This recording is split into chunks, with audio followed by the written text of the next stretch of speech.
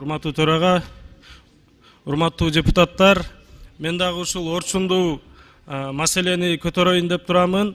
Ушул селдин жүрүшүнөн улам жалпы республикабыз боюнча, ошол эле Талас областында, Жалал Абад областынын Токтогул, Базаркоргон, Ноокен райондорунда, Ош областынын Ноокат районунда, Баткен областынын Кадамжай, Лейлек райондорунда селдин жүрүшүнөн улам миңдеген жарандарыбыз жабыр тартып, ошол үйлөрүнөн айыл чарба эгин-тигининен ажырап отурат. Ошол эле учурда тилекке каршы мына Жалал Абад областында 10 жашар баладан, Баткен областында 5 жашар баладан айрылып отурабыз. Мен ошолордун жакындарына терең кайгыруу менен көңүл айтамын.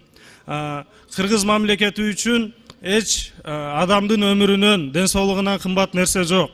Ошол себептен урматтуу төрага, өзгөчө кырдаалдар министрлигине протоколдук тапшырма берип койсоңуз, ушул калыбына келтирүү боюнча ыкчам иш-аракеттерди жүргүзсө, ошол эле финансы министрлигине кайрылат элек, ушул акча каражаттарын тездетип бөлүп берип койсо, ушу Алла Таалам ушундай кырсыктардан, жаман нерселерден өзү сактаган болсун.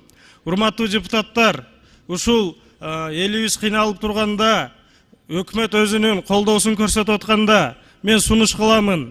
Бир күндүк айлык маянабызды ушул селден жабыркагандарга бөлүп берүү боюнча маселени добушка коюп койсоңуз, урматтуу төрага. Чоң рахмат.